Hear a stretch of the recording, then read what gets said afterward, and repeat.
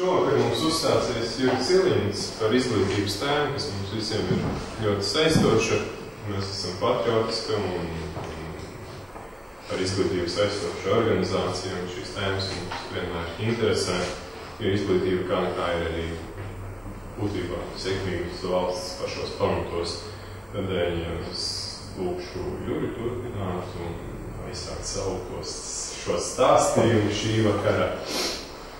Un pastāstīt mums, kas tad ir Ķīlis un ko viņš dara, un vai atbalsta vai neatbalsta, vai ko mums vajadzētu darīt, un uz ko iet.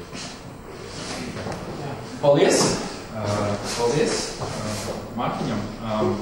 Pirms jāsaka, man, protams, divas lietas. Liels paldies, protams, man iespēja uzstāties par šo tēmu, jo, man liekas, šī ir tēma, kas mums, vienreiz tiešām būtu jāizrunā, kā tas tā, ka ja mēs nebūtu runājuši par Ķīvu un augstāku izglītību.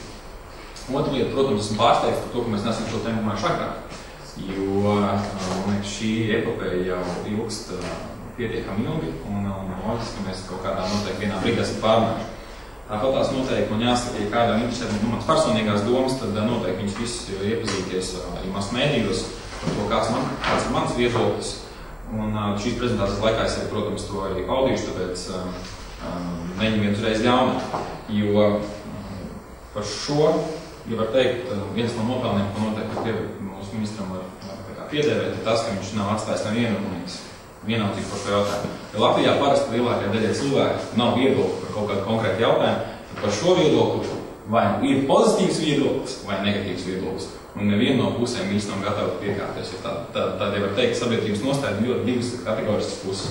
Un tad lūk, šādas prizmas mēs droši vien arī varētu sākt. Diezgan uzreiz man jāsaka, ka šī prezentācija ir tapusi 5 minūtes pirms mēs šeit esam, jo es biju domājis tā parunāties ar jums par cik Jānis uzlika projektu. Es domāju, labi, pāris slaidus parādīšu, kas man datorā bija, bet savādāk, protams, atvērtais mums diskusiju formāts. Es varbūt pāris lietas ieskicējuši, pastāstīšu, un pēc tam arī mēs varētu pāriet uz diskusijām un jautājumiem, jo, par vienu cilvēku cik daudz var stāstīt, bet labāk ir varbūt parunāties un varbūt tās ņemt kaut kādas attiecīgi izdarīt secinājumus pēc šodienas, un kas arī man varbūt palīdzētu un tā tālāk. Kāda man personīgā sasaiste bijusi ar ministru, cik man ir sanācis personīgi ar viņu tikties runāt, tās droši man liekas būtu jāmēr 4 reizes. Viena reize tā noteikti bija, kad mēs kopā piedalījāmies vienā diskusijā, kad mēs bijām 4 cilvēki vienā paneļa diskusijā. Es vēl 2 studenti un viņš. Tad, kas bija par augstākās izglītības finansēšanu, tad mums bija vēl viena tikšanās pie viņa kabinetā individuāli. Mēs arī pārnājām ar augstāko izglītību aktuāls jautājums. Vienu reizi viņš bija Tehniskajā universitātē ciemos, mums viesojās. Un vēl viena reize bija, kad viņš bija atnācis Latvijas un Apvienības domas sēdi, kur mēs tajā brīdī lēmām par, es vēl neatceros par jautājumu, bet katrā gadā viņš bija ieradies, un laikam bija saistīts ar viņu demisiju. Un nākamā reize, kad man būs iespēja viņu tikties un uzdot kaut kāds konkrēts jautājums, tā šī ceturtdiena, kad viņš atkal ierodas Rīgas Tehniskajā universitātē, un tad tā būs nākošā iespēja viņus satikt un uz klātienē izrunāties. Bet labi. Es uz priekšu, varbūt tās, ja kāds nezina, tad, ja mēs runājam par ķīmiem un tādām formām, tad tie ir pāris izdevumi, kas ir no masu mēdījiem iegūti. Varbūt tā redzēt, tad ir, protams, vēl šāda karikatūra, ko mēs arī mazliet vēlāk pieskarsimies, kas ir saistīts ar šīm demisijas pieprasījumiem. Tad ir šāda karikatūra internetā, vēl, protams, parodējuši, bet, tad tomēr par augstāko izglītību situāciju kāda ir šobrīd. Ja zināt, tad šī epopeja un tēma nav nekāda vēsture, par kuru varētu mierīgi aizmirst. Šobrīd situācija ir tāda, ka augstākā izglītība ir tādā putrā kādā nekā. Jo viens stāsts ir, kas notiek augstākās izglītības padomu un kuras locekļi, vai es arī esmu kļuvis, un par šo tiesvedību, kas ir par šo projektu Eiropas Savienības par tādu virzienu akreditāciju un to novērtēšanu.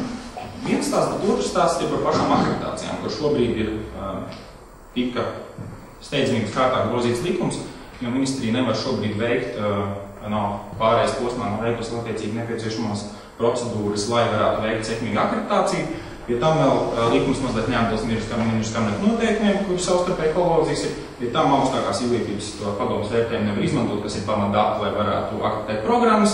Un tāpatās vēl nav kāda skaidrība par to, kur tad būs institūcija, kas organizē akreditāciju, kur šobrīd ir paziņots, ka tā būs kāda firma no šī kompānija, ne kompānija, bet akreditācijas institūcija no Vācijas, bet kura nemaz vēl nav noslēgts līgums. Nu, lūk, un tā visa rezultātā šī vasarā studentiem pirmiem ir jāsaņem diplomu. Un ir ļoti liels risks, ka šie studenti, kas vasarā saņem diplomus, tikai dēļ tā, kad iestājušies haoss, viņiem nav akreditēts diploms. Tikai tāpēc, ka viņi nevar iziet. Un tāpēc tika steidzamības kārtā grozīts likums, tas bija vēl pagājušajā nedēļā, lai varētu pagarinot vēl par 2 mēnešiem šo organizācijas posmu. Un šīs programmas visas, kas šobrīd ir kā akreditēts, lai šīs periods vēl pavadītos ilgāk, lai varētu tātad būt, ienāk šī attiecīgi klāt šo studentu kārtu, viņiem būtu akreditēts diploms. Nu, cerams, ka par šiem mēnešiem arī kaut kas notiksies. Tad tas ir mazliet tāds ieskicējums šobrīd, tāpatās arī šobrīd, ja zinat, tad tiek gatavoti grozījumi valodu likumam, kas paredzēs teorētiski plašāku Eiropas Savienības valodu lietojumu augstskolās, ko šobrīd likums aizvadīt sevišķi, tas saistās uz tām naudām, tas nav, kas saistās ar valsts budžetu. Jo tās, kas ir par mākslu, protams, var studēt kādās valodās, privātajās augstskolās, valsts augstskolās mazliet ir ierobežojumi, tomēr visvairāk ierobežojumi ir par valsts budžeta līdzekļu un valsts dotāciju tajās studiju programmās, kur tur tikai noteikti apjomu programmas var realizēt kaut kādā svešvalodā. Pie tam tur ir jāstāsta kādā, cik daudz no tām ir Eiropas Savienības valodas, citās valodās Eiropas Savienības valodas nemaz neizpēc vēl. Par augstāko izglītību, par reformām, varbūt tās tā mazliet pārskriesim pāri, kāda bijusi kronoloģija. 2011. gada 25. oktobrī tad attiecīgi nomainījās mums ministrs un kļuva, kurš ir Roberts Ķīlis. Un pēc tam šī kronoloģija kā attīstījās situācija. Ja jūs zināt, tad pirmā bija tāda 3 reforma, bija tāda, protams, paziņoja par reformām, un 3 tādi lieli bloki, kuros tika pievērst uzmanību. Ministrija, kurā tika mainīti kadri un apvienot departamenti, kas ir lielā mērā šobrīd noticis. Tiesgan, teiksim, šobrīd uz tām pašām augstākās izglītības departamentam vadītāji nav izsludināts vakants, jūs varat pieteikties brīvs konkurss uz augstākās izglītības departamentu vadītāju un arī vietnieku. Tad otrs bloks, protams, ir skolas, kur bija, jūs zināt, bija stāsts par mācību gadu pagarināšanu, bija stāsts par planšetes datoriem, visām šīm pārējām lietām. Un trešā lieta, protams, ir augstākā izglītība, kur mēs varbūt sīkāk iztiesāsim. Nu, un sākoties šai visai sāgai, man liekas, ir tā pieeja, teiksim, kā notiek mūsu izglītībā šobrīd šī komunikācija ir tāda, ka ir kaut kāda paziņojuma masu mēdījos, no kur pēc tam attiecīgi ir kaut kāda reakcija tiem, kas atrodas šīs institūcijas. Piemēram, paziņojums par to, ka ministrija nekam nedara, mēs viņu optimizēsim, taisīsim modernāk un tā tālāk. Protams, ministrijas darbinieki tajā brīdī domā, man galva rīkos, un viņiem iestājas ļoti liela pretreakcija pret pašu reformātāru kā tādu. Pats līdzīgs skolās. Pagarināsim mācību gadu, skolotāji, protams, visi jau uzreiz ir kājās, kāds var būt, mums vairāk būs jāstrādā, nauda nepalielinās un tā tā. Tas pats līdzīgi augstāka izglītība. Un līdz ar to jau pirmajās dienās, faktiski, kā ministrs nākot amatā, viņš ap sevi radīja tādu, vismaz, kas ir no nozares, kur viņš pārvalda, viņš radīja tādu pretreakciju pret sevi. Cilvēki jau, kas tur darbojas, automātiski jau centās viņu atstumt, jo viņš ar viņiem nerunā, viņš paziņo kaut ko no augšas, un tad šie cilvēki viņam, man liekas, sāk veidoties tāda pretreakcija. Līdz ar to, man liekas, un šī pretreakcija joprojām ir pavadījusi viņu visu šo, visu vairāk kā pusotras gads, visu šo laiku, kamēr viņš ir ministra amatā, un viņam bija jācīnās ar šo iekšējo problēmas, lai šo iekšējo pretestību. Tad, kas attiecas, protams, augstāko izglītību, tad zināt, kā sākās viss par augstāko izglītību, bija paziņojums par finansējumu modeļojumu, par to, ka Latvijā mums būs modelis, kurā mēs aizņemsim tādu šī kreditēšanu, kurā mēs visiem studijas būtu bez maksas. Valsts aizņemās naudu publiskajos finanšu tirgos, pēc tam visiem studentiem finansē savus budžeta attiecīgi viņas, pēc tam, kad jūs sākat strādāt, pēc noteikti ieņēmumu līmeņa, jūs sākat šo parādu atmaksāt valstī. Protams, tur bija iespējams par to, ka kādam parādu dzēšu vai necēšu, bet tomēr šo parādu sāk atmaksāt. Pēc tam nākošais, protams, lielai paziņojumi par to, ka mūsu augstskolas nav kvalitīvas, mūsu studiju programmas nav kvalitīvas. Vienā no mēdījiem, ja nemaldos, bija jautājumu, kur viņš teica, ja jūs esat izvēlējušies zārku čībiņus, tad paši vainīgi. Ja jūs studējat tajās vietās, kur jūs studējat. Tad tāpatās bija jautājums par to, ka, protams, 2/3 augstskolu Latvijā ir slēdzams, kas, protams, radīja šo ļoti lielo pretreakciju. Tad tajā brīdī arī sāka parādīties, jūs zināt, šis alternatīvais vērtējums ministrijas, kur pēc augstākās izglītības padomas veiktā vērtējuma tika sarindotas augstskolas pēc ministrijas savādāk, kur pēc tam radās šis reitingu tabula, kurā reitingu tabulā bija dažādas augstskolas sarindotas, kas, protams, daudziem nepatīk, ja viņas ierindo zemāk, un tā pati Melnavas koledža bija salīdzinoši augsta, lai gan, teiksim, krievu eksperti paši smējās, ka aizbraukuši tā Melnavas koledža, un lai tā augstskolu neslēgtu, jo viņi bija tādā uz situācijas, lai viņi speciāli likuši labākas atzīmes viņai tikai, lai viņi paturētu pie dzīves.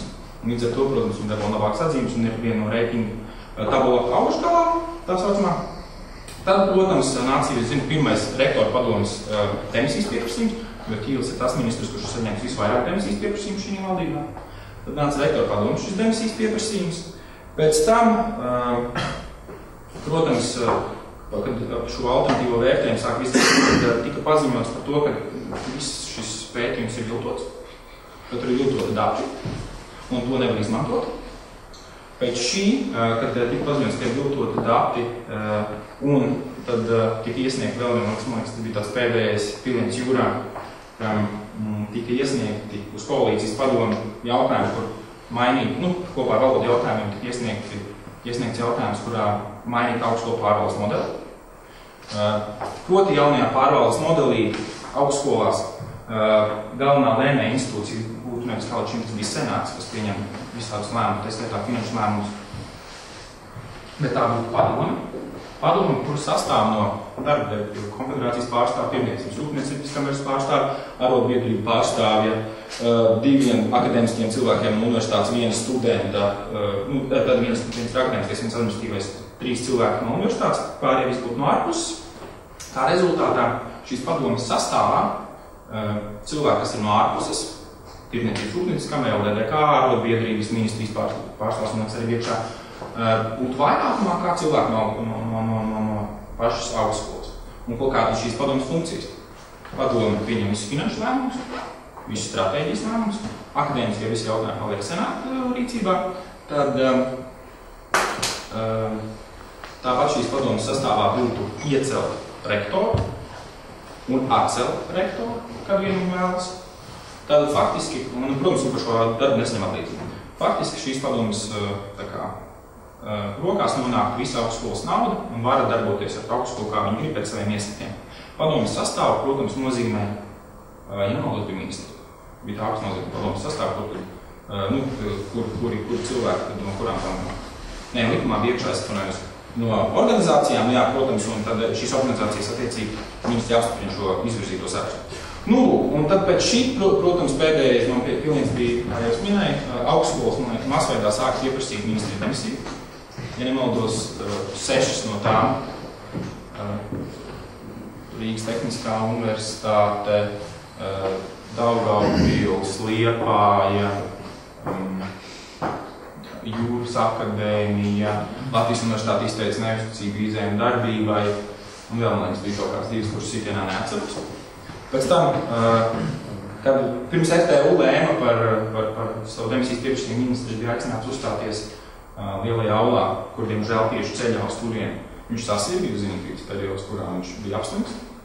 Tas bija tas periods tieši, kad viņš devās uz apslimu, tad attiecīgi bija šīs 2 nedēļas viņam neslimošanās periods. Tad pienāca jaunais gads.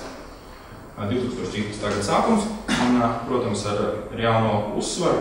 Es atceros, es biju iebraucis atpūsties jaunajā gadā, un es atgriežos pie Latvijā, un iekāpu iekšā taksometrā pēc lidmašīnas, un parādījos skan, tad Dombrovskis runā par eiro kaut ko, un pēkšņi nākošais jautājums ir, saka, ka ministrs šodien pirmo dienu ir atgriezies darbā, veselīgs un ņiprs, un es domāju, atgriezos atpakaļ Latvijā, un jaunais gads ir sācies.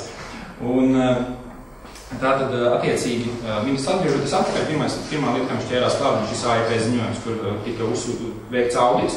Jūs zināt, šobrīd tas ir aktuālā tēma par Deloitte ziņojumu. Šī auditora firma veica auditu šī projektā, lai izskatītu, kādas tur bija nepilnības vai problēmas. Pēc šī audita ziņojuma, kurš ir slepens šobrīd, un neviens viņu nav redzējis, tikai par viņu tiek runāts, ir konstatēts problēmas, un kuras savukārt AIP noraida un mēs ģenerāla prokuratūrā ir ierosināti. Nu, tik tālu mēs esam tikuši, tāds ir apmēram kronoloģiskais tāds izstāsts, virknējums tām aktuālajām lietām, kas šobrīd ir notikušas.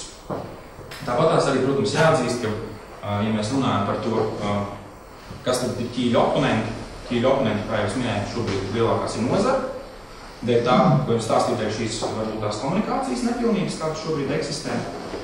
Un, jo augstskolās jau bieži smējās, un rektori mēdz paņirgāties par to, ka mums jau tās filmiņas patīk, kas ir, bet viņš saka, mēs arī saprotam rakstīt to tekstu, bet nekādas vēstules vai nekas jau netiek rakstīts. Nu, un tad ir šī komunikācija, varbūt tās problēma ar nozari, līdz ar to nozari viena no lielākajiem pretiniekiem šobrīd, ja mēs runājam tieši par ķīļu reformām. Un otra lieta ir, protams, tie politiskie oponenti. Un, protams, ka ķīlis ir, tā var teikt, reforma partijas tās pēdējais glābšanas rings vai tāds bastions, jo viņam ir reitingi, kā es teicu, ir pietiekami augsts, ir sabiedrības daļa, kas viņu atbalsta, sabiedrības daļa, kas neatbalsta. Pēdējie dati rāda 42% sabiedrības atbalsta, viņi 39% neatbalsta pārējiem no Lietuvas. Tas nozīmē, ka ļoti maza daļa ir tā, kas ir bez viedokļa. Un līdz ar to tas ir tas pēdējais bastions, un, protams, ko dara politiski oponenti, un arī, protams, dēļ kaut kādām problēmām, kas ir apkārt. Viņi neatbalsta. Tas bija tajā pašā tikšanās reizē, kad bija rektori un no studentu pārstāvjiem vēsti pie Dombrovska, bija pie premjera, kad mēs runājām par šīm problēmām, un pēc tās tikšanās reizes arī premjeras paziņoja publiski par to, ka ķīlis ir tās, kurš pats kavē reformas, nevis kāds cits to kavē. Un tad attiecīgi šobrīd, teiksim, ministru kabinetā no premjera pusē ir ļoti liela opozīcija ķīlim, un citēšu premjeru, ka viņš teica, sākumā gan viņš teica, ka viņam ķīlis ir paticis un tā, bet pirmā lieta, kas viņam lika mainīt domas, ir tas, ka šobrīd ķīlis nevarēja tik galā ar sportu visiem jautājumiem, un viņš visu nogrūda premjeram, un šobrīd premjeram birojas ir tas, kas risina visu ar Latvijas sportu saistītos jautājumus, kas būtu jādara ministrijai. To šobrīd dara valsts kanclere. Tad Dombrovskis vēl pasmējās un teica par to, ka mēs kā varētu paņemt augstāko izglītību, bet kas tad liks te ministrijai to darīt? Jo tad jau mēs faktiski to ministriju būsim izreformējuši, un mums jau tā kapacitāte arī nav tik liela paņemt. Bet viņš teica, ka šobrīd, ko es viņu citēju šobrīd, par to, ka cilvēks už iemantojas reformātoru slavu Latvijā, jo, protams, augstākā izglītība ir sasāpējis jautājums, un reformas ir nepieciešams. Un vienkārši viņš baksta pareizo vietu, bet cilvēks už iemantojas reformātoru slavu nav spējis šīs reformas veikt. Viņš labi māk runāt publiski, cilvēkiem radīja par sevi labu iespēju, jo viņš runā par aktuālu jautājumu, bet darbi stēko ļoti, teiksim tā, tās varbūt tas nav īstais veids, kā veikt šīs reformas. Un man ļoti arī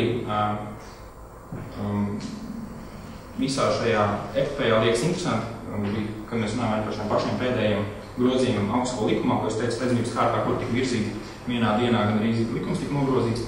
Tad interesantākais bija tas, ka kā strādā šobrīd izglītības zinātnes ministrija. Visas resursus pārsvarā tiek novirzīts uz sabiedrisko attiecību pusi, kur viņi strādā perfekti. Tur tiešām nav ko piesieties. Un to ļoti labi parāda, kad no rīta ministrs jurists nāk uz Saeimas izglītības un kultūras komisiju lobēt jautājumu cauri, kas ir saistīts ar šiem likuma grozījumiem. Pirms tam jau mēdījos, ja mums tad ņemot sēdi sākās 9:30, 8:57 laikā jau varēja atrast preses relīzi par to, ka ministrija veic šādus un tādus grozījumus attiecīgi augstskolu likumā. Nelaimīgi tikai tā, ka ministrs jurists atnākot uz komisiju nevar izlūbēt tos jautājumus cauri, jo viņam tur diezgan pretstība pretī, kur viņam uzdod dažādas jautājumus. Līdz ar to ir palaista ziņa, jo perfekti visur atstrādāts, kur par to, kas būs gaidāms, izņemot to, ka pats jautājums saturiski īsti neiet cauri un īsti vēl nav nokārtots. Un tā, tas varbūt tās diezgan labi ieskicē to darbības stilu, kāds viņš arī šobrīd pārsvarā ir. Ir noteikti daudz ko teikt, tāpēc iet mums priekšu. Nu, Un, lai varbūt tās mazliet vairāk mums mēs varētu savā starpā izrunāt šos jautājumus, kas saistīti ar augstāko izglītību, un labprāt arī uzklausīt jūsu viedokli, jo, man liekas, par šo jautājumus visiem ir ko teikt, un jūs tikpat labi varētu pēc šeit stāstīt šo visu. Tad es gribētu ar jums varbūt vairāk parunāt par svarīgākajiem jautājumiem, kas ir saistīti ar augstāko izglītību. Un varbūt tās mēs izdarām tā, ka šobrīd paņemam kaut kādus jautājumus un mazliet diskusiju, un tad varbūt tās parunāsim par pašu augstāko izglītību un nepieciešamām reformām tajā. Tā kā es noteikti domāju, ka kādam ir ko teikt, pēc varbūt tās droši uzdodiet kādu jautājumu un pakomentēt. Jā. Jautājums. Es kādiem darbojoties nozarē, saskāries to, ka publiski super pateikts teksts ir viss superīgi, bet darbs ir vai nu labākajā gadījumā nav darbība, vai sliktākajā gadījumā ir pilnīgi 180 grādu pretēji darbība no ministrijas puses. Vai iemesls nav tas, ka viņš sakārtojot izglītības zinātnes ministriju, kur bija totāli partijas, jo katra stāva bija savā iepriekšējā partijas krāsā, tur viens zaļš, viens oranžs, viens tā tam līdzīgi. Viņš ir izmet ārā visus cilvēkus, kas kaut ko saprat no augstākās izglītības un vispār izglītības, un ka viņiem tur pretiem ir darbinieki, kas var labākajā gadījumā ar bakalaura grādu beigušiem, un kas dara visu, ko viņiem liek, nevis domā, ko viņi dara. Jā, es pilnībā piekrītu tam komentāram. Tas tieši, ka ministrijai nomainīja diezgan daudz, jo zinu, valsts sekretārs ilgadējies ir nomainījušies gan visu departamentu vadītāji, augstākās izglītības, zinātnes un tā tālāk, jaunatnes un tā. Līdz ar to faktiski ir tāda situācija, ka tur mazliet ir šis kadru trūkums, ir kompetenti kadru trūkums, jo politisku apsvērumu dēļ ir nomainīti, kas bija kaut kāda politisko plus kādu pēc katras stāsts savā krāsā. Šobrīd ir reāls kadru trūkums, kas, protams, traucē arī sakarīgi darboties. Turklāt arī, kā zinātāji runā, tad pietrūkst arī tādas organizatoriskās prasmes, kā vadīt lielu kolektīvu, proti organizāciju. Jo netiek dot nekāda rīkojuma, vispārējais tikai tiek strādāts ar šo sabiedrisko attiecību pusi un pārējie pašplūsmā kaut kā tur pēl. Ja pēkšņi kaut kādas ugunsgrēks jācieš, tikai tad ir rīkojumi, tad jau ir tā, ka cipa galva mazliet. Līdz ar to tas pats nabaga jurists tajā pašā komisijas sēdē, viņš vienā brīdī piecēlās, sāk daustīties, ka viņam nav nekādas motivācijas var tur strādāt un ko man darīt ar vadīt tā. Līdz ar to cilvēkiem ir novestu līdz zināmam etapam arī tajā pašā organizācijā. Tāda, diemžēl, ir tā situācija. Jā. Man liekas, ka malas viss tās ir problēmas ar cilvēkiem un vadību un tā tālāk. Pēc tavā viedoklī, kāda izskatītos izglītības sistēma, Ķīlis varētu kaut kādā māģiskā veidā visas savas reformas izvest? Kas būtu tas gala rezultāts?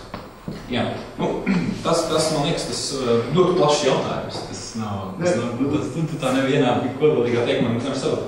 Protams, pirmais, divas ir svarīgas puses, man liekas, kas trīs, kurām es gribētu teikt, ka man liekas, ir papildus jāpievērš uzmanību un pārstāvos ieskicēšu. Viens ir, protams, tātad tas ir augstākās izglītības mūsu konkurētspēja, kas ir finansējums. Tā mazliet ieskaņamies. Tad otrs ir augstākās izglītības pieejamība, kas arī tas tāds finansējums.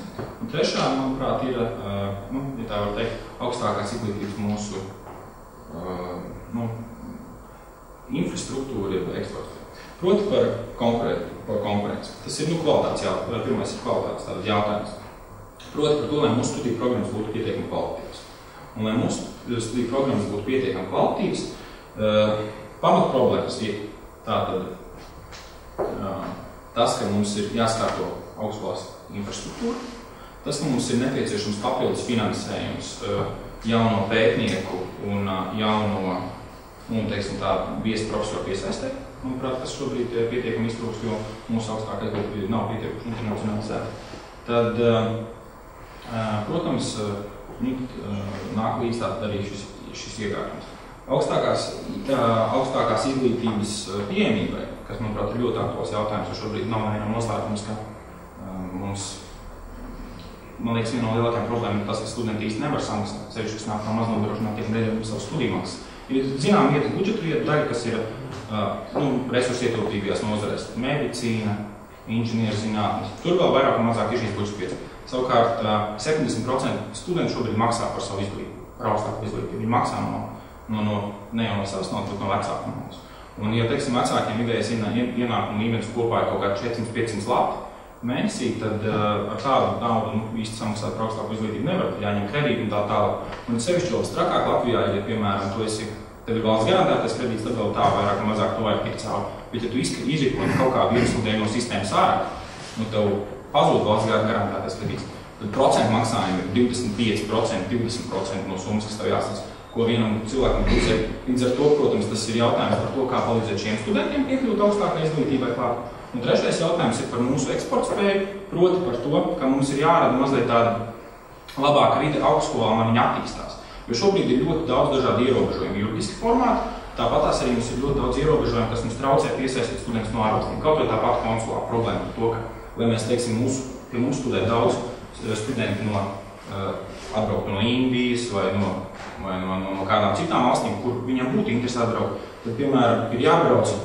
Šobrīd, kā teiksim, tie indieši, kas mācās Tehniskajā universitātē, viņi brauc uz Pekinu, pakaļ dokumentiem no Indijas, pēc tam viņi lido atpakaļ uz Indiju, un pēc tam viņiem vēlreiz jābrauc uz Pekinu vai vēlreiz aizbraukt uz interviju, lai viņi pēc tam varētu atbraukt no pie mums atpakaļ. Tie ir milzīgi gabali, ja tu kaut kur Indijā dzīvo kaut kādā vietā, jo reizēm viņiem nav tuvāk braukt uz tuvāko konsulātu visiem Indijā, kas arī tikai viens bija braukt uz citiem. Būtu jānostāds vairāk šie līgumi, kas ir starpvalstu un sadarbības, kas nepieciešamā šos studentus pievilināt mums vairāk. Un tās, man liekas, tās aktuālākās lietas. Tāpatās mums, man liekas, ir vēl viena problēma, mums īstenībā nodefinēta augstākajā izglītībā tie paši mērķi, kā mēs kā sabiedrība, kā mēs redzam augstāko izglītību. Vai tas ir sabiedrisks labums, tas ir privāts labums pašam individam, vai tas ir labums kaut kādam uzņēmējam vai kam citam, jo no tā ir iziet, teiksim, kādā veidā viņi būtu jāfinansē, vai kādā veidā mēs to uzturam. Vai tas ir Amerikas modelis, vai tas ir Eiropas modelis, vai tas ir Skandināvijas modelis, vai tā kā kādā citā valstī. Un šī saruna arī vēl nekad nav bijusi. Un pēc tam, jo visās sēdēs, un šis ļoti ieskicējās visur cauri, jo visur vienmēr, visi var, kad ir šīs cīņas pie tā pašā augstākās izglītības padomē, ir ļoti uzskatām valsts augstskola puse, privāta augstskola puse, un tad visi plēšās par to, kuram tiks atdalīt naudu. Ja tiek nodefinēts, ka tas ir publiskais labums, tad tas skaidrs publiskais labums. Tātad attiecīgi tie, kas šo izglītību piedāvā, tad tas ir labums visiem. Ja tas ir privāts labums, tad studenti maksā par visu pašu, jo uzskata, ka tikai to gūst individu šo labumu. Līdz ar to tāpat šī diskusija, bet tādā politiskā un līmenī, ko vienreiz vajadzētu pieņemt un apstiprināt, vēl Latvijā nav bijusi. Kas tad ir augstākās izglītības mērķis un kā sabiedrība to redz? Jā, es īstenībā gribēju pajautāt vēlreiz par pašu Pētera jautājumu. Man liekas, tu izstāstīji tikko faktiski savu viedokli, kas būtu jāmaina. Kas ir tas, ko abstrakējoties no cilvēka un palīdzīgi, kas ir tas, uz ko pašreiz ķīlis, vai pašreiz izglītības ministrija iet, kas ir tā vīzija? Jo nestāstat to savu ideju, bet kas ir tā vīzija ministrijai? Vai ir kaut kāda vīzija? Nav. Redz, tas, man liekas, galvenais, tā pati būtība, ko es garu cauri, man liekas, tā būtība ir publiski parādīt, ka notiek kaut kādas veida reformas. Un tā, man liekas, tā ir tā galvenā vīzija, jo nav tādas vienotas koncepcijas, kā mēs gribam redzēt augstākās izglītības attīstību. Ir izrādumi kaut kādi. Par valodām vien brīd izrādums, vai vēl kaut kāds izrādums. Un tas pats, teiksim, kad bija pēdējais budžeta vietu sadalījums, tika pārdalītas. Smagā, protams, augstskolas cīnījās pretī, tur nekādā gadījumā budžeta vietas kaut kā nesmaina, tika pārdalīts pāris budžeta vietas, ja nebūs no maģistrantūras cilpas doktorantūras programmās un no bakalaura reižu tur paņemts augstskolās un pārliekts augstāku līmeni studijām, kas kopā izveidoja minimālu pārbīdību. Uz ko uzreiz ir attiecīgi reakcija, kad ir notikušas liels pārmaiņas budžeta vietu sadalījumā. Kas pilnībā pēc idejas nemaina neko budžeta vietu sadalījumā vai finansējuma santīmu, kur viņi aiziet, tur viņi aiziet. Augstskolām paliek tieši tas pats kopējais finansējuma apjoms, tikai tika pārdalīts no vienas nozarītes uz otru, kas no augstskolas viedokļa raugoties nemaina absolūti neko. Līdz ar to arī, teiksim, tas pats konsolidācija, mēs runājam par to, ka, jā, mēs piekrītam augstskolām, mums vajadzētu būt efektīvākam augstskolu tam vienotajam modelim. Tad mums būtu jābūt kaut kādam redzējumam, cik mums ir augstskola, kādā veidā, kāds ir viņu studiju virzieni, vai viņi dalās pa virzieniem, vai viņas visi dara, ko viņas var, vai mēs pieturamies pa universitāšu modeļu, kad ir tur 6 universitāti ar kaut kas, ko dara zinātne, vai zinātne ir atsevišķi kā līdz šim neatkarīgi institūti vai grupējās universitātēm un tā tālāk. Šie jautājumi jau atbildē. Šie jautājumi paliek. Ja tu pajautā man viedoklis, izstāstīšu kāds ir to, mans viedoklis par šo, bet par šiem jautājumiem nav konceptuāla attīstības vīzija par to, kuram būtu jāiet, kur būtu jāiet. Jā. Tad man ir cits jautājums. Es no tevīm sapratu, bet tam nevajadzētu varbūt arī tikai no tevīm nāk, kur mums Miķels arī vēl industrijā strādājuši. Faktiski tā ideja, tas, ko tu pateiksi, bija 3 punkti, vai ne? Vajag vienkāršot, lai ārzemju studenti atbrauc, vairāk finansējuma un bija vēl 3. Konkrētspēja, pieejamība un kaut kā kvalitāte, jā. Jautājums, teiksim, vai kā lai to pajautāt?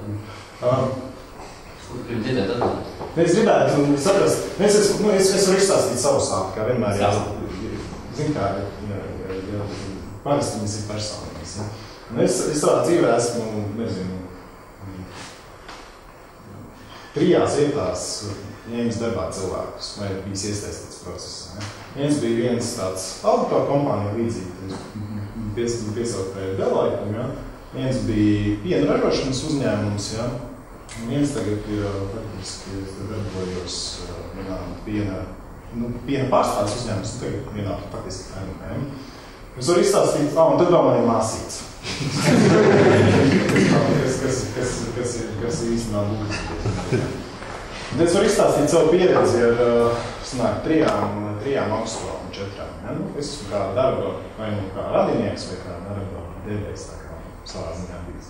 Tātad sāksim ar traģiskāko māsīcu. Ja? RTU studenti, maģistratūra, studē kaut kādā tur muitas, kaut kādā tur nozarē, mācās, priekšmets saucās korporatīvās finanses. Ja? Viņi ir cilvēks, kas, pirmajā ģimnāzijā viņi netika, bet viņi Āņienskā un vidusskolā, ļoti labām sekmēm tur darbojās. 10 nebija, par 8, 7, 9, kaut kas tāds. Ja? Teiksim, viņi ir mācījusies to priekšmetu, semestri nomācījusies, tad viņiem eksāmenis ir. Ja? Un tad ir eksāmenis kaut kāds mājas darbs. Un tad tai mājas darbā tu prasa jautājums. Ja? Viņai pilnīgi nav nekādas nojausmas, ko tur prasa. Cilvēks ir gājis un nestulbākais cilvēks. Ir gājis uz universitāti. Ja? Tur prasa pareizas lietas, bet teiksim, tas pasniegšanas veids ir bijis tāds, ka tas cilvēks nav vispār sapratis neko. Un tad viņai paveicās tas, ka bija gudrais tur brālēns, ja, kurš tajā lietā strādājis un tajā auditoru kompānijā pelnījis ar to naudu. Ja. Viens piemērs.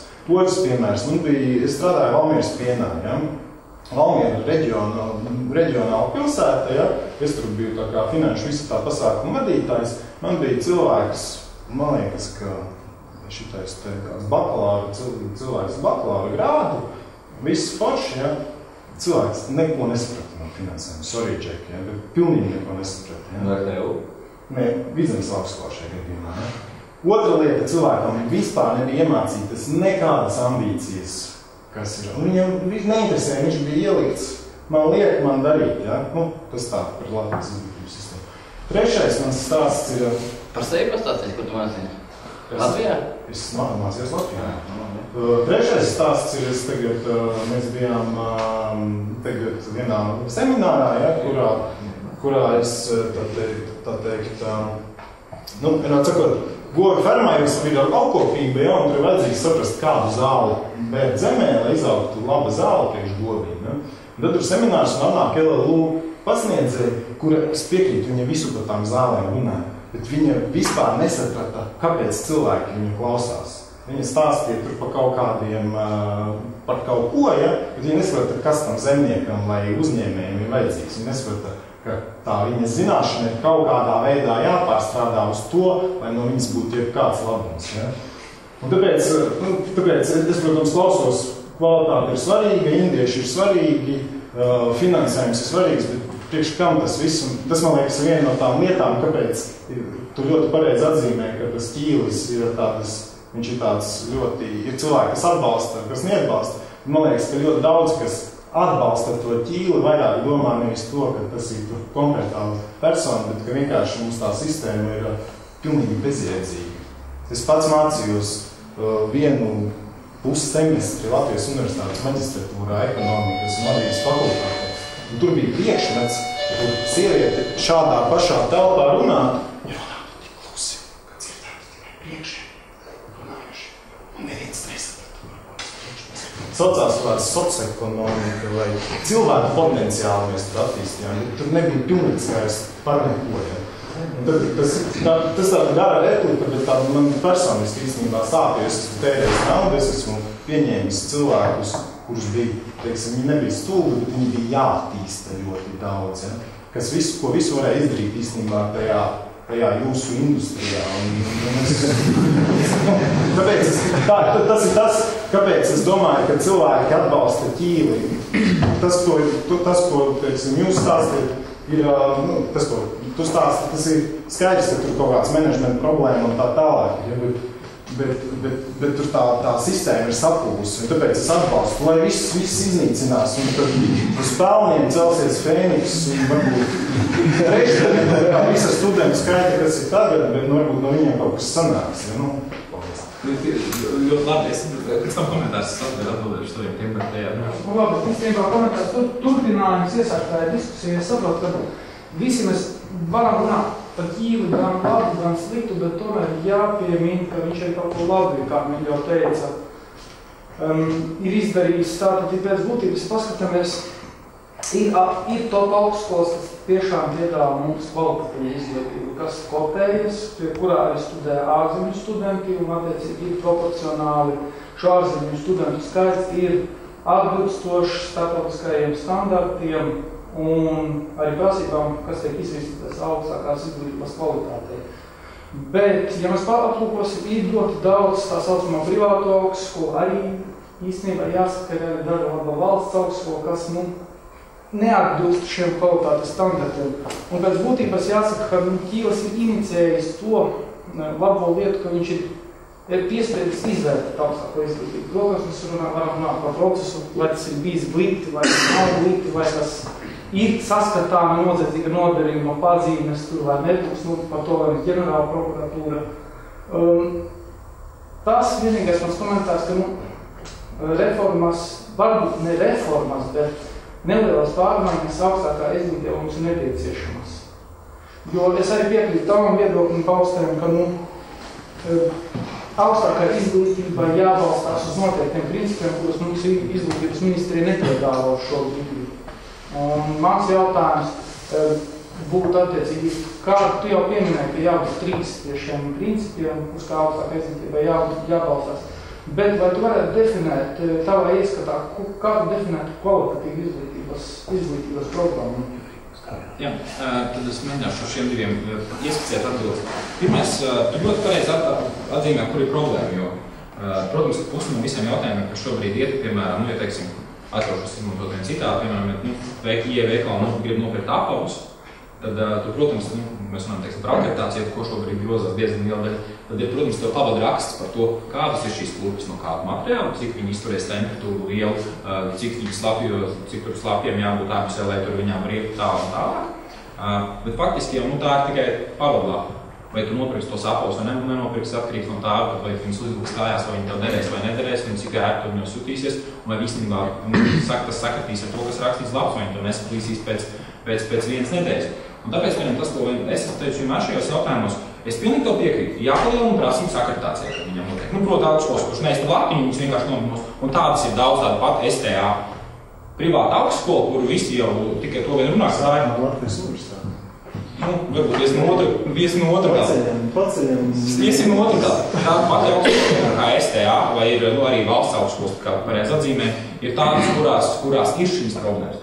Paciem Latviju, tad ir kaut kāda daļa augstskola, kas atkritīs, un daļa, kas atkritīs studiju programmas, vai jau tie būs studiju virzieni, kurus vienkārši neizpēr. Bet tur vajag, protams, un ko visi ir jāatzīst, piemēram, ANKNC, kas bija iepriekš veids akreditācijas. Mums skaidrs, tur bija vietējais lobby kantori. Neviens to nenoliedz. Savukārt, teiksim, jaunā sistēma neizskatās, ka arī būs baigi labāk. Jo ar tiem pašiem auditoriem, tur ir pietiekami daudz problēmas, kas var rasties, līdz ar to šis process arī nav.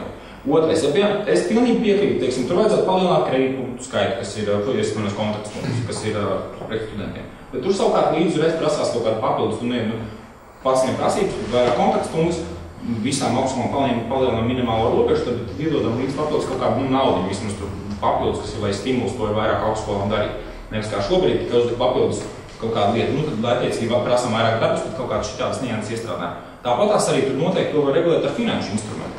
kas ir, teiksim, ja tu ieliec iekšā prasības par to, ka tev vajag tik un tik izdarīt un sasniegt tādus un tādus rezultātus konkrētā vietā, vai, teiksim, tev vidējam, es nezinu, absolventu darba atalgojumam ir jābūt tādam un tādam pēc absolvēšanas, vai kuram ir lielāks tam iedot papildus prēmiju. Līdz ar to augstskolas jau ļoti veiksmīgi darbosies un strādās uz šo kritēriju izpildes jautājumu, tikai kādas kritērijas tu iestrādā šī finanšu instrumentā. Un tas ir varbūt arguments par to, kā tad uzlabot faktiski to studiju procesu, jo es piekrītu, ka šobrīd nevienam nav bijusi arī no iepriekšējiem ministriem tāda vēlme vai iekšēji griba pieņemt šos skarbos lēmumus, kas ir, kad kādam pateikt ne, kādu izmest ārā no laivas ar šīm nekvalitīvām programmām, jo ir vienmēr tiek akreditētas programmas tur iepriekš uz maksimāliem laikiem, bet, teiksim, cik viņas ir bijušas slēgtas, kad viņas jau saņēmušas akreditāciju. Vienreiz saņem akreditāciju, bez mazliet tad bija iepriekšējā ceļzīme uz to, ka tev nekad neslēgs ciet. Tā, diemžēl, tas bija. Tik galvenais tikt tur iekšā, ja tur labi kaut kāda astroloģijas augstskola neakreditēja, kur galīgi neko nedara. Bet pārējām tiešām tā arī tā problēma bija. Tas tiešām ir lēmums, ko vajadzētu pieņemt, un tam būtu jābūt procesam objektīvākam. Jo, protams, mūsu tajā izglītības sistēmā viens otru pazīst. Un kāds to? Otrs jautājums, protams, ir, kas ir kvalitāte. Mūžīgais jautājums tāpatās, kas ir dzīves jēga, divi jautājumi, kurus atbildēt, man liekas, ir ļoti grūti. Bet es tam vienmēr pieturos tieši tā ir šis, un tāpēc ir cilvēki, kas, teiksim, tā skeptiski izturās par reitingiem, ir tur dažādas nianses, bet es uzskatu, ka vienīgais normālais veids, kā var salīdzināt, tāpēc benchmarking, ko salīdzinām principu. Kvalitāte vai vai nav.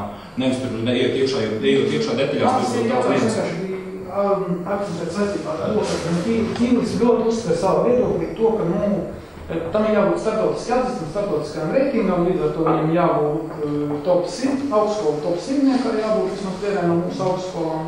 Saistībā ar šo aspektu, vai piekrīt Ķīļa viedokli, vai tavuprāt šīs starptautiskais reitings nozīmīgs ir kvalitatīvā izglītības programmai? Nē, kā šis reitings, viens no labiem veidiem, kamēram ir, kā jau visi zina, teiksim, tas pats Šanhais reitings, viens no kritērijiem jau vērē tas, cik augstskolā pasniedz Nobela prēmijas laureātu augstāko izglītību. Tad augstskola var samesties naudu, novalgot vienu Nobela prēmijas laureātu, vai divus, kurš labākajā gadījumā nolasīs pāris studentiem lekcijas, bet par reitingā, protams, viņi uzlec augšā pietiekami augstu, jo viņam ir pēkšņi 2 Nobela prēmijas laureāti, pret kuru veselai kaudzē citu augstskolu nav. Bet kopumā vispārējo kvalitāti, cik tad pacēl šie 2 Nobela prēmijas laureāti. Jo labi, tie studenti, kas viņam klausīties lekcijas, viņam būs super. Cik tie būs 60, 80, bet ja augstskolā studē 10 000 studenti, tad uz kopējā fonda tas to vidējo līmeni baigi neizmainīs. Es piekrītu, ka šie reitingi, manuprāt, ir svarīgi. Manuprāt, man ir ļoti forši, ka man arī gribētos, lai mūsu augstskolas būtu tajā top 100 iekšā. Bet tas, ka, protams, ir jābūt instrumentam, kā līdz turienē tikt, nevar paziņot, jums jābūt tur, puiši un visu. Bet tur jābūt instrumentam, kā līdz tam tikt, jo tie rādītāji, viņi ir, ja nemaldos, tur bija salīdzināts ar to, Pēters man nedaudz samaltas, teiksim, kāda ir budžeta Amerikā augstskolām, tur Latvijas iekšzemes koprodukts šādai tādai augstskolai Amerikā ir mazāks kā tur budžeta. Un tās augstskolas ir, viņas ir tajā top 100, un ar viņām konkurēt daudzos rādītājos ir ļoti grūti. Tur ir ne tikai finansējuma jautājums, tur ir tāds līderības jautājums, kā līdz turienē ir jāizskatīt. Tas nav tik vienkārši risinājums jautājums, jo ekonomiskais izrāviens, ja tā var teikt, augstskolu plāksnē, tas nav tik vienkārši. Mēs dzirdēju vienu stāstu, kas bija, ja nemaldos, Uzbekistānā, kur attiecīgi izdomāja, ka mums arī vajag augstskolu tikt tur iekšā tur, un tur daudz naudas, attiecīgi augstskolu iegūt iekšā un rezultāti nekādi. Kāpēc? Tāpēc, ka nav tradīcija, nav profesūras, nav šīs infrastruktūras, infrastruktūra, protams, ir uztaisīta, bet nav līdz šim bijis, tad tev jaunas iekārtas kā darboties, un nav tā, ka burtiski iemetot iekšā ļoti milzīgi naudas summu, uzreiz uzlec reitingos augšā. Tā arī tas nav. Tas ir pārdomāts pakāpenisks process, veidojot tradīcijas, akadēmiskās tradīcijas, izpēt un tā tālāk. Tā kā, tas ir ļoti, tas nav tik vienkārši. Īstenībā jautājums, vai tu nesaskati, ka īstenībā problēma būtu mūsu regulējumā, kad mums ir šis duālais dalījums, ir valsts augstskolas un privātās augstskolas. Vai tavuprāt, mums nevajadzētu novienādot viņas visas vienā statusā, ka viņas būtu noteikta vai nu privātās augstskolas, vai viņas visas ir valsts augstskolas, jo pēc būtības tas savā ziņā, it kā viņas visas augstskolas pretendē uz budžeta līdzekļiem, lai nodrošinātu noteiktas studiju programmas, un līdz ar to, vai vienkārši līdz ar to nebūtu šī duāla attieksme.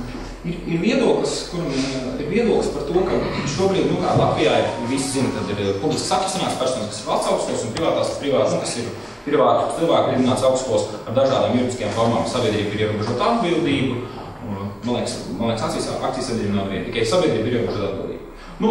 Un šīm augstskolām cilvēki saka par to, kāda atšķirība, kas ir īpašnieks. Galvenais ir tas galvprodukts. Kur šim tik tālu var piekrist. Bet nelaime ir tā, ka ļoti grūti jau izmērīt, kā mēs runājam, to gala produktu. Jo bija nesen mēs runājam arī ar Latvijas universitātes mācību prorektoru par to, ka nesen bija pētījums veikts, vai var ņemt vērā studentu Eiropā tāds kopējais, viņu pieiet nevis, kā mēs runājam, te par akreditācijas un ziņojumu lapām, studiju programmu ziņojumu lapām, pašnovērtējumu ziņojumiem, bet pieiet klāt no gala produktu, ko students māca. Viņas spējas. Un šis pētījums, diemžēl, izgāzās, jo izglītībā ir tik ļoti grūti definēt to, ko tad šim cilvēkam rezultātā ir jāmāk un kādā veidā. Es nezinu, varbūt vienīgi ieviešot centralizētos eksāmenus, ko vienas nozares pārstāvjiem ir visā Latvijā. Varbūt tas ir viens no veidiem, bet tur atkal ir daudz problēmas. Līdz ar to ir ļoti, ļoti grūti nodefinēt, ko ir jāzina tam beigt cilvēkam. Un līdz ar to, man liekas, tā fundamentāli atšķirība no valsts augstskolu, kuras mērķis nav pelnīt. Lai gan, protams, tur var teikt par rektoriem visiem pārējiem, vai kas tur varbūt daudz pelna, bet pret privātajām augstskolām, ka tomēr sabiedrības ir ierobežota atbildība mērķis ir būt peļņu. Un mans uzskats ir tas, ka ja tavs mērķis ir būt peļņu, tad tu būsi ieinteresēts maksimāli zemi nosist izmaksas, kas nevienmēr garantē kvalitāti. Tieši pretiem, man liekas, tas reizēm ierobežo kvalitāti. Ir sevišķi jau tas ir valsts pasūtījums, kas nāk, kas ir šī valsts nav. Bet man ļoti patīk šis Amerikas Savienotās valstīs, kā piemēram uzstādījums tā pati Stanford, viņam arī privātiem cilvēkiem pieder. Bet viņi ir šis saucamais foundation, kas ir šī bezpeļņas organizācija. Un attiecīgi, ja tev ir kaut kāda peļņa, tad to reinvestē pēc savu augstskolā. Infrastruktūras attīstībā vēl kaut kam. Un tad, ja būtu šis juridiskais status stāsts no Latvijas privātām augstskolām, man nebūtu, teiksim, nekāda iekšējo pretenzija, ka arī viņas ir kopējais tirgus un pretendē uz vienādiem nosacījumiem, tāpat kā viss pārējais. Un liekas, no tāda viedokļa man tomēr diezgan ir svarīgi, kas ir šīs augstskolas dibinātājs, no viedokļa, kāds ir viņas mērķis pēc idejas. Droši vien būs par šo kaut kādu komentāru. Tu zini, cik universitātes Igaunijā, Lietuvā un Latvijā?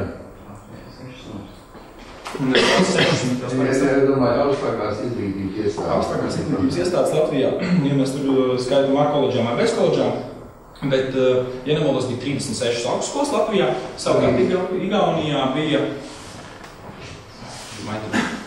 varbūt 18, bet es varētu samalties. Lietuvā arī kaut kas līdzīgs, viņam bišķi vairāk bija 20, man liekas, ar kaut ko. Un apmēram kā tas iztūkojums, cik mēs izgodām par birokrātiju. Cik mums ir cilvēki universitātēs, kas pelna naudu un faktiski neko nemāca. Ļoti sākams, Pēter, un tā arī.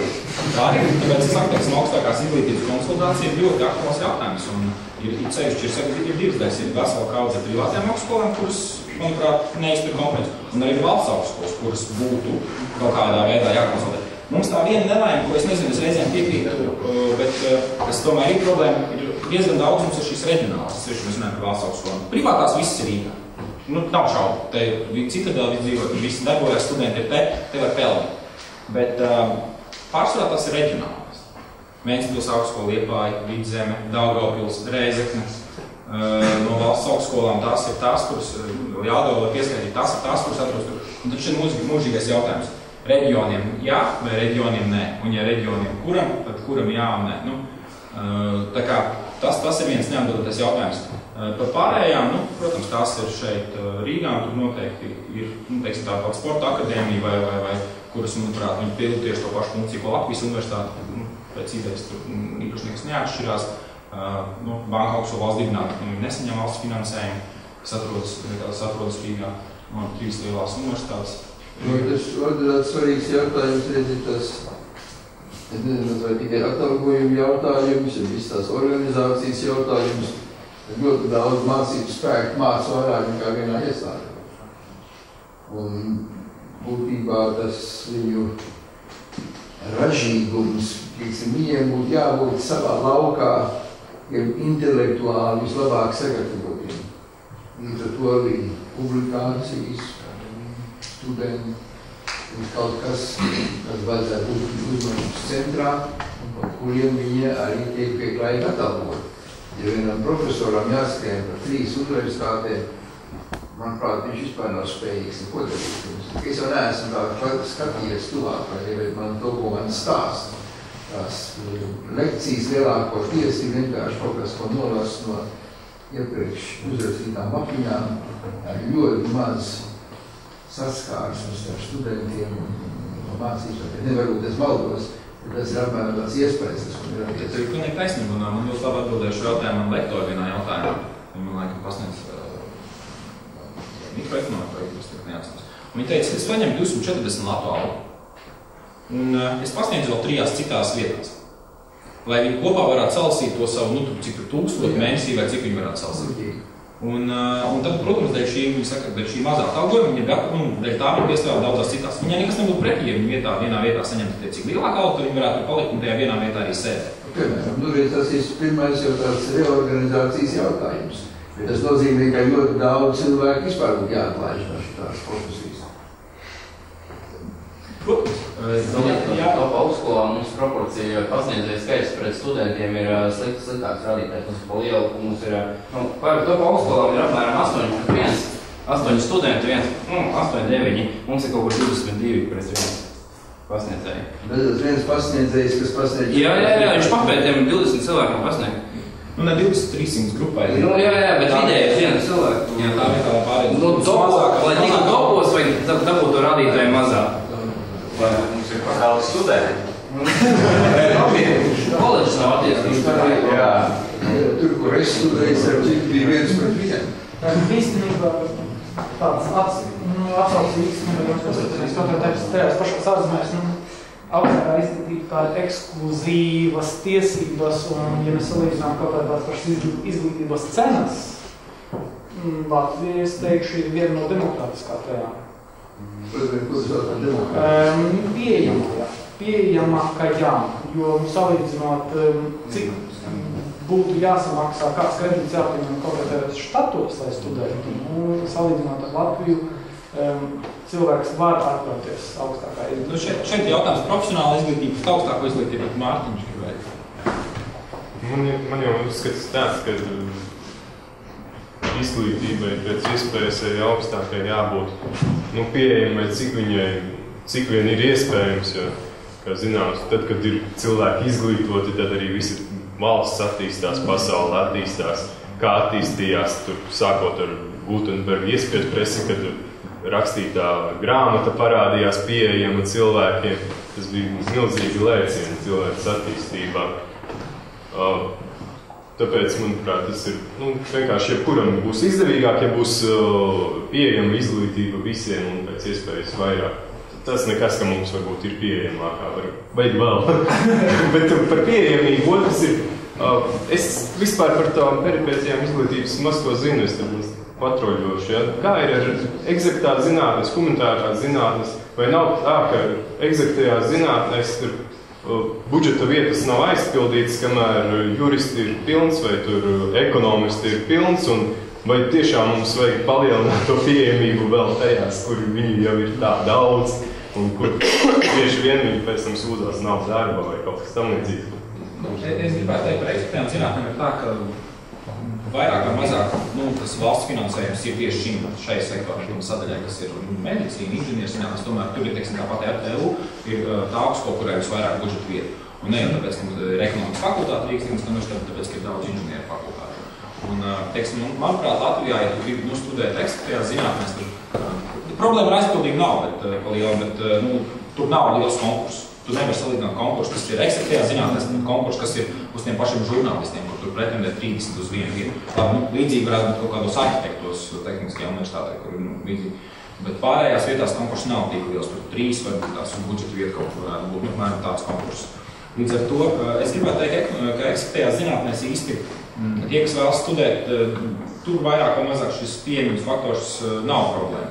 Bet, ne visi arī, Eiropā, teiksim, tās tendences ir tādas, ka ne jau ekstrētās zinātnes ir tās vispopulārākās. Tomēr cilvēkiem, un sevišķi meitenēm arī, kuras pārsvarā neiet uz tehniskajām zinātnēm, viņām patīk tomēr iet uz tādiem priekšmetiem, kas ir humanitāri vai sociāli raksturi.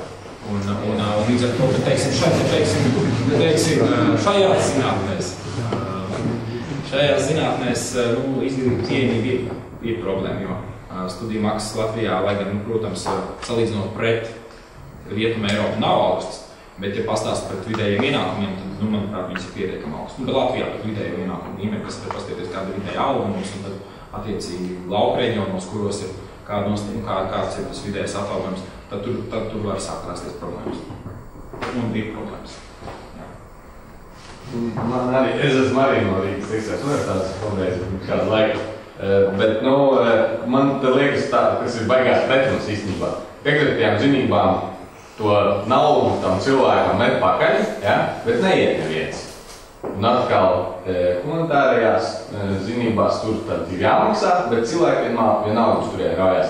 Un vai tas arī nav tomēr tās izglītības kvalitātes, tomēr zināmas kā raksturojums, ka tomēr varbūt tām humanitārajām zinībām ir labāks tas, līmenis. Kāpēc cilvēki ir gatavi maksāt par to tik daudz? Un vai tad nebūtu īstenībā, par ko es arī īstenībā iestādos, ka cilvēkiem būtu jāmaksā par izglītību, un tad viņi arī novērtētu, viņi nesēdātu lekcijās, negulētu paģirājumu, tur kaut ko vienkārši, neatsēdātu tās lekcijas, bet viņi tiešām pieprasītu no pasniedzējiem, un pasniedzēji būtu spiesti arī pasniegt to priekšmetu, nevis tiešām paņemt kladīti, tā kā mums arī bija viens pasniedzējs, viņš bez kladītes nevarētu to priekšmetu pasniegt. Viņš pasniedz tos 3 priekšmetus. Un viņi būtu spiesti tiešām to priekšmetu pasniegt, nevis, uzrakstīt uz tādu. Es mācu piezīmi, bet domāju, ka kaut ko ļoti svarīgi pateikt. Tas no manas pieredzes. Es esmu, nezinu, cik universitātēs mācījies un mācījis. Bet, kad es jau biju 50 gadu, man liekas, un es strādāju MIT, es nolēmu, kad es vakaros iešu uz Harvardu, es pierakstījos tur, ko sauc par trūcīgo cilvēku biznesa skolu, kas noritēja vakaros. Un es gāju tur, un tur visi, kas tur mācījās, bija cilvēki, kas strādā pilnu darbu laiku. Un visi bija nobrieduši, es varbūt biju viens no vecākiem, bet visumā bija tā, starp 30 un 50 gadu veci cilvēki. Un es teikšu, nekad es neesmu cilvēkus redzējis tik ieinteresētus iemācīties un savu zināšanas nostiprināt kā tur. Kamēr es biju jauns un studēju, man bija vakars bijis, kur es biju vairāk iedzēs, es varbūt nogulēju vienu lekciju, ja es varbūt šo to izdarīju nepareizi, bet tie cilvēki studēja ārkārtīgi nopietni, jo viņiem tā bija viņa izvēle un pa viņu naudu un pa viņu laiku. Un tāda demokrātisko izglītība tā ir. Tur viņi piedāvā, bet daudziem tas ir vienkārši laika kavēklis, vai ne? Un tas nepie kāda īsti rezultāti nevar. Ja cilvēks tiešām ir iemācīties, ja viņam personīgi tas interesē, viņš ir kurā universitātē iemācīties. Jo galvenā mācīšanās nāk no paša intereses, vai ne? Nevis, ka tev kaut kāds profesors kaut ko iebaros. Bet tur jau ir tā problēma, vai ne, kad tā izglītība, ja viņa kļūst ļoti brīva, viņa kļūst tā diezgan nenozīmīgi. Cilvēki, kad viņi spēlējās un studēja kaut vai 10 gadus un neko īsti nepadara. Grupas jāizpilda, savādāk nenāk finansējums. Tā līdzīgi, tāpēc tiek vilkti tur, teiksim, ir maģistrantūrā jāiestājas 70, tad viņi arī iestājās cilvēks, kurš ir garīgā polistikas vienmēr. Nobiedni, reāls, tiešām, viņš jau pēc tam doktorantūrā iestājās. Bet tāpēc, ka nav kvalitātes kritērija, ka viņš vienkārši nesaprot, par ko viņš runā lekcijās. Faktiski jau tikko pats arī prezentēja, ka tas ķīļikungs ir kaut ko, ir tā viena no tām daudzajām idejām, kas mums saprot, kur nav nekā gājušas uz priekšu, par ko finansēšanas modeļu maiņu, ka tieši, ka viss pāriet uz, ka valsts tur nogarantē, valsts aizņemās finanšu tirgos, kas nozīmē attiecīgi, ka tas ir lēts finansējums, lētāks nekā kurš, teiksim, privātpersona to varētu izdarīt. Ja? Un tad kaut kāds modelīts kādā veidā, tu aizfinansējies pats, un tad attiecīgi finansē, tad tu pats finansē. Tas jau nozīmē, ka īstenībā nav tā, ka nav pilnīgi nekādas vīzijas arī tā izglītības ministrijā. Tas nozīmē, ka tur ir kaut kāda vīzija. Kas tas ir finansējuma modeli? Jā, jo man, es gribēju, tas jau te aizgāja par citu tēmu, tā diskusija, bet es gribēju īstenībā ļoti piekrist arī Pēterim, jo Latvijā ir viens piemērs, ļoti līdzīgs īstenībā par to par brīvu, tā kā visu laiku ir bijis par brīvu, tā kā izglītība un tagad ir jāmaksā. Un tas ir tā augstskola, kur es mācījos, Rīgas ekonomikas augstskola.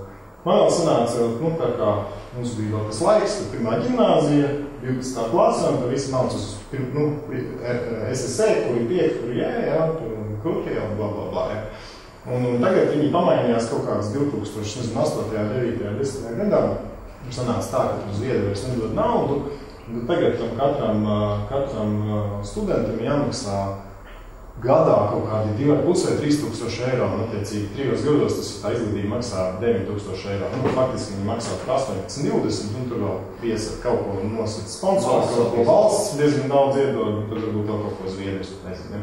Bet tas, ko augstskolas pārstāvi ir teikuši, cik mēs tur kā alumni kaut kā esam runājušies, beidzēji, ka tajā brīdī, kad bija jāsāk maksāt, izmainījās absolūti, teiksim, tā motivācija cilvēkiem, kāpēc viņi tur gāja mācīties. Ja pirms tam gāja visi, pēc kādas mākslinieki, egzakto zinātņu, tur pārstāv, tad egzaktāk cilvēki tā kā es, vai ne, un, visa veida, kuriem patīk ekonomika, patīk finanses, patīk zīmēšana, patīk fizika, vienalga, ja. Tāpēc, ka tur, kaut kāds tur reputācija tā, tagad tur tiešām ir cilvēki, kas zina, ko viņi grib, un, teiksim, esot visas tās lekcijas un visas ļoti kvalitatīvi uzlabojušās, jo cilvēki nāk un viņi grib mācīties.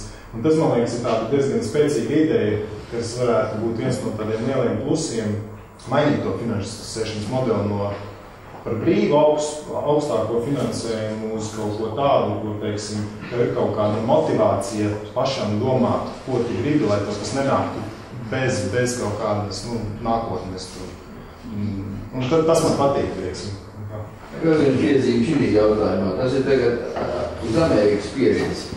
Amerikā ļoti daudz ir darīts, lai ievērst šitādu finansēšanu ar aizdevumiem, ka studentiem aizdod naudu par kaut kādiem minimāliem procentiem, un tad doma ir, ka viņi sāk strādāt, un tad viņi atpelnīsies. Un tagad izrādās, ka ļoti daudz vienkārši nevar vairs samaksāt šitos te aizdevumus, jo tas darbs, tā profesija, ko viņi ir iegūši, pietiekoši neatmaksā, ja vispār viņi bezdarbnieki, un ļoti daudz cilvēki izstudējuši dzīvo pie saviem vecākiem un savu vecāku rēķinu, jo viņi vienkārši nevar dabūt attiecīgu darbu, kas atmaksātu šitos viņu parādus.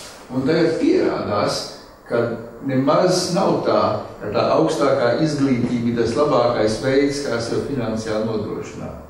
Daudz labāk ir tie cilvēki, kas iemācās vien krietni amatu. Un viens amatam ir vienmēr darbvietas, vai ne? Viens labs santehniķis, viens labs galvnieks var vienmēr dabūt darbu. Bet kaut kāds puslaiks advokāts vai ekonomists vai politiskais zinātnieks, par tiem maz nerunājot, vai ne? Vienkārši nav darba priekš viņiem. Un tā ir arī varbūt tāds mīts, ka tā augstākā izglītība ir pats par sevi kaut kāds milzīgs panākums. Viņš ir panākums tikai tad, ja tas cilvēks tiešām kļūst ražīgs ar to, ko viņš ir iemācījies. Bet citādi tas var būt pilnīgi laika zaudēšana, vienalga kā to finansēt. Jā, manuprāt, tā ir tāda kā motivēt studentus, lai viņi gribētu mācīties kvalitatīvi. Tas ir, manuprāt, ļoti sarežģīts. Un kaut kādai daļai tas noteikti ir, ka prestižs SSE, tur es maksāju, tas motivēs mācīties labāk, tā vide būs apkārt tāda sakārtot. Kaut kādai daļai tas, tad, kad visur būs maksa, tās varbūt arī pazudīs pēkšņi, vai arī... Tad izvēlēsies, kur tiešām uz vidi. Tas jā, ne jau viena... Manuprāt, tas arī mainās. Tas mainās, cik daudz mainās. Tas balans, manuprāt, tas ir ļoti sarežģīts, manā galvā ļoti sarežģīts jautājums. Kas tur būtu īstais? Mēs uztaisījām ETU interesantu pētījumu un paprasījām vidam par nodokļiem, kas beidzēji vai viņi maksā, vai viņi bezdarbnieki, vai kas ir. Un izrādījās tā, ka visi, kas ir beiguši universitāti, 98% no viņiem Latvijā maksā video nodokli, nereiķinot to, ka kaut kādi valodas tulki, kas tehniskie tulki, kas ir Briselē, mums lielā daļa programmās tulko un tā kā. Un bakalauriem ir tā, ka pieaugums pret vidusskolu beidzējiem ir apmēram 10% algas pieaugums ir, kas pirmajā gadā, kas pēc kaut kāda ilgās laika palielās līdz 40%, tad pabeidzot maģistratūru beidzējiem ir apmēram vidējais atalgojums ir par apmēram 40 virs vidusskolnieka, virs bakalaura ienākuma līmenis vidējais, un kas plānām palielinās līdz dubultojās, pēc kaut kādiem gadiem paejot, un doktorantiem ir pēc 2 gadu pabeigšanas disertācijas aizstāvēšanas nodokļu apjoms, ko viņš samaksā valstī, dubultojās pret viņu iepriekšējiem. Mēs tieši savējos, mēs paskatījāmies pēdējos gadus, un mēs paši bijām pārsteigti par to, ka visi strādā, pat Latvijā maksā nodokļus, un tā kā, neskaitot ārzemnieks, ārzemnieki arī daudz redzošas ārzemnieki. Es gribēju atbildēt pāris komentāram par to, par Rīgas ekonomikas augstskolu un par to modeli. Proti, 2 komentāri. Viena lieta, ko es esmu arī dzirdējis, protams, tās ir baumas, un ja tu teiksi, ka tā nav, es tev ticēšu, jo tu esi visu sēdien, tas, ko es esmu dzirdējis, ka viņiem šobrīd viena no problēmām, kas gan ir radusies, ir tas, ka Latvijā nav pārāk daudz cilvēku, kas to visu naudu var samaksāt, līdz ar to viņam mazliet problēma ir nepazaudēt to studentus. Viņam vairāk jāpiedomā to, un tā pie tā, lai viņi nepazustu, nevis tā kā iepriekš, aizgāja, izkriti, netika cauri, finanšu mēs tur tajā priekšmetā izmetam ārā, tik daudz neko neizdarīt, ka viņam tā problēma parādās atkal. Bet stāsts par to finansējumu modeli, kāpēc, man liekas, ir Latvijā tā kreditēšana riskanta, jo, finansēšanas modelis nav 5 gadu risinājums, sevišķi šāds, tas ir ilgtermiņa modelis, kas visticamāk mums vēl 20 gadus kā minimums, veids, kā tiek finansēt augstākās izglītības sistēmas. Tad tā nelaime, kas, man liekas, var rasties, ir, pieņemot, ka mūsu atalgojumam, mūsu profesūrai vajadzētu kaut augt ilgtermiņā, vismaz līdzīgi kāds ir Eiropas līmenis, varbūt tās, varbūt bišķi zem, bet tomēr viņai tur būtu jābūt, jo tas ir veids, kā mūsu augstskolas var būt konkurētspējīgas, tur nav citu variantu. Un līdz ar to tas nozīmē, ko izmaksu pieaugumu. Un kur tu augstskolē, cik tur darbūs izmaksas, ja tas labi vien ir kaut kāds zinātnes pētījumi, bet viens tomēr neapšaubām ir šīs studiju maksas. Pieaugot izmaksām, un vienīgais veids, kā to nosakt, ir no ieņēmuma, tātad no studiju maksām. Ja tas ir uz kreditēšanas principu, tad tas nozīmē, ka tas kredīta apjoms ar laiku, visu laiku augst. Sākumā tas ir 1000 gadā, tad tie 2000, tā tālāk. Medicīnā jau šobrīd tie cipari pietiekami augsti.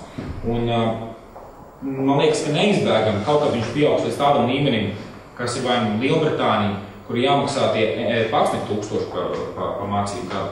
Un tajā brīdī, pat nav tik tālu, varbūt jāiet pastoties uz reģionu, kas ir apkārt, Igaunija, Somija, Zviedrija, kur šī bezmaksas izglītība Eiropas Savienības pilsoņiem. Fiziski lētāk ir nevis paņemt kredītu, bet aizbraukt tur, samaksāt par dzīvošanu un ēšanu, izstudēt tur, un vai palikt tur vai atbraukt atpakaļ.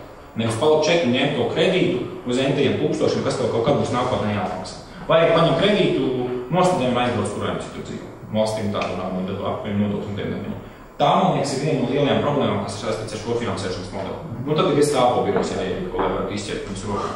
Tāpatās, kā šobrīd bija stāsts par cik ir tie studenti, kas šobrīd nav apmaksājuši galvotos kredītus. Ir viens cilvēks, kas ir atbildīgs, un bija citi entie tūkstoši cilvēki, kas nav apmaksājuši galvotos kredītus. Viņš visu jāsāk ir, kaut vai ne tikai varbūt cist pie mietu, lai viņi sāk atmaksāt to naudu valstī, bet vismaz aizsūtīt vēstuli. Bet nav jau tie cilvēki, tur vesels birojs vajadzīgs, kas ar šo jautājumu var nodarboties, lai varētu sekot līdz atpakaļ ienākumu, kas vēl papildus izdevumu. Līdz ar to modeli mums nav tik vienkārši, kā pirmajā momentā var šķist. Man varbūt ja jau varbūt ir kaut kāda santehnikas kursi arī pie obligātās programmas, lai cilvēki, kas pabeidz tas joks īstenībā. Tad es domāju, ka tomēr augstākā izglītība dod to potenciālu. Varbūt kādam neizdodās, bet tas tomēr tev dod tādu potenciālu, vai kaut kur sāk strādāt, vai arī pašam kaut ko izdomāt. Un, manuprāt, tas nav, var nepaveikties, bet, ja tā ir kvalitatīva izglītība, tad vienmēr tas cilvēks kaut kādu variantu izdomās. Tādā. Cik daudz cilvēks paņem no tā? Jā. Vienīgais tas, ko es gribēju pateikt, faktiski, finansēšanas modelis, tas nav vienīgais. Tā visa, arī man tā iekšēji liekas, bet man liekas, ka tā bija tā problēma, ka pietrūkst kaut kāda tirgus mehānismu, kas līdz finansēšanas modelis būtu viens. pieprasījums, piedāvājums, kas bišķi iespiestu cilvēkus domā.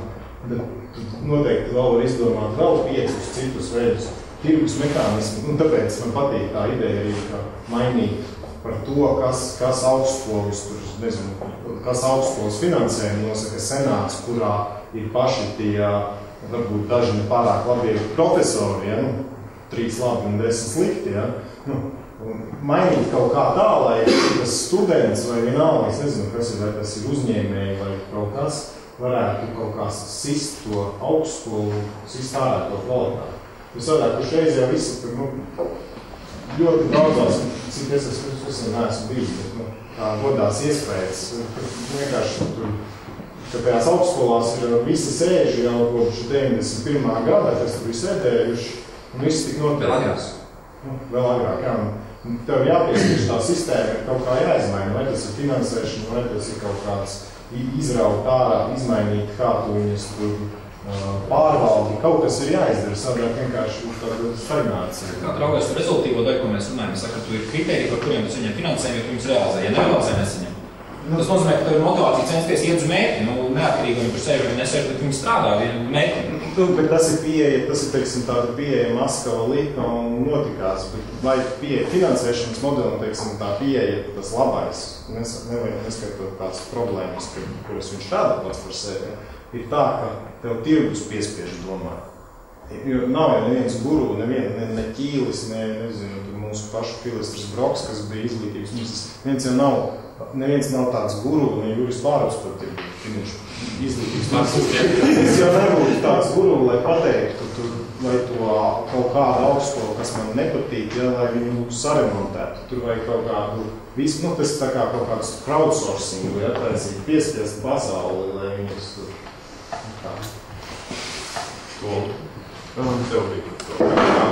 Es tā aizdomājos, Pilstas Pārus tā teica par to sišanu ārā, ne? Jautājums, es domāju tā, students sit ārā no pasniedzēja visu, ko viņš grib. Varētu es tā, ka students, es reāli saskatu to problēmu, ka students nezina, iestājoties augstskolā, viņš nezina uzreiz, ko viņš grib. Un tāpēc aizdomājos reāli par to, ka tagad, kad es mācījos, varbūt nebija tik traki, bet man liekas, cik es saskaros ar jauno paudzi, ka tad tiešām jaunā paudze, tie, kas tad studē, bet skolā iet, sastāv pusklasu, jo pavisam mazos norakstam, tie vispār nesaprot, kas notiekās skolā. Bet, man tāds blakus parādīja, ka es pāris maziem bērniem mācu matemātiku, un skatoties, kā viņi auga, no gadu uz gadu, ejot, palīdzu, man radusies tāda iespēja, vai es viņus degradēju, vai vienkārši, grūtāk viņiem iedzīt kaut ko no matemātikas galvā. Tāpēc man tā ideja, nevis kāpēc ir tāda, ka vienkārši šo sarunu vajadzētu pārbīdīt pie alus galva, jo man būtu Tā nepārbīdīs. Tā vispirms tev. Man bija tāds komentārs saistībā ar to finansēšanas modeli. Mēs pirms, manuprāt, 2 gadiem Rīgas Tehniskajā universitātē kā studenti veicām arī pētījumu. Tas patiesi, tā bija vienkārši aptauja, kur mēs nedaudz vairāk kā aptuveni 500 studentiem jautājām, kādēļ viņi studē RTU. Un principā 90% no tiem aptaujātiem atbildi bija tāda, ka viņi studē tādēļ, ka šeit ir budžeta vietas un jāmaksā par augstāko izglītību. Attiecīgi, no šī mēs varam secināt to, ka inženierzinātnes principā neviens nestudētu, ja būtu jāmaksā par viņām. Un, kā mēs zinām, tad inženierzinātnes principā ir tas, kurš nodrošina mūsu ekonomikā, ka mums ir ražošana, mums ir dažādas rūpniecības. Tādēļ, ja mums nebūtu cilvēki, kas šīs lietas studē, vai mums būtu attīstīta kaut cik neliela rūpniecība un vispārēji, manuprāt, studēt kaut kādas sociālās un komunitārās zinātnes, no kurām mums diezgan liels ienākums nebūtu valstī. Vai ir attīstīta industrija un ir, jā. Jā, bet industrija ir attīstīta ar iekārtām, jo Latvijā neviena iekārtām. Diemžēl. Jā. Turpināšu to, man iesaka to jautājumu, vai mums vienkārši nav izveidojies sociāls stāvoklis tāds, ka uzreiz tāds vidusskolas beigšanas te obligāti jāizstājas augstskolā. Vai nav izveidojies tā, ka cilvēks vienkārši nevar izšķirties, ko viņš, viņam vajadzīgs tas laika periods, kad viņš izdomā, ko viņš grib studēt. Un līdz ar to tā motivācija ir pavisam citā, jo īstenībā gan Pēteris pieskārās, gan arī Zigmārs pieskārās tam jautājumam, ka, ja cilvēks ir motivēts, ja viņš vēlas sasniegt šo mērķi, viņam vienaldzīgs tas finansējuma avots. Viņš var studēt budžetā, viņš var studēt attiecīgi arī par saviem līdzekļiem, bet viņš atradīs šo iespēju studēt. Un līdz ar to vienkārši mums ir izveidojies tas sociālā sistēma tādas, ka pēc vidusskolas tev jāzina, tev obligāti jāiet augstskolā. Tas ir, manā skatījumā tā ir izveidojies.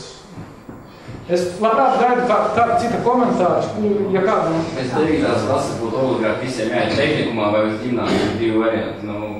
Nebūtu variants, ka visi jāvācīt modelis, ka tu noliec eksāmenu un tu vari iestāties augstskolā, vai tu obligāti jāiet tehnikumā, tu maksimums, ko vajag savā dzīvē darīt, ja tehnikumu pabeigt, vai tu vispār pēc tālāk nemācīties un Tas, man liekas, kas šo problēmu risināt kaut kādā mērā, ka varētu uztaisīt tādu sistēmu, ja runājot par pirmo gadu, vismaz par pirmo semestri, ka būtu iespēja studentiem, joprojām, lai ne tu esi iegājis augstskolā un tu esi tur viņa imatrikulēts, ka tev vienalga būtu brīvi iespēja mainīt augstskolu. Tas nozīmē, ka tu saproti, ka studiju virziens nav daudz, tu vari pārliekt uz citus, saglabājot vai to savu finansējumu, vai arī pārnesot to finansējumu, ko tu jau esi iemaksājot to vēlāk.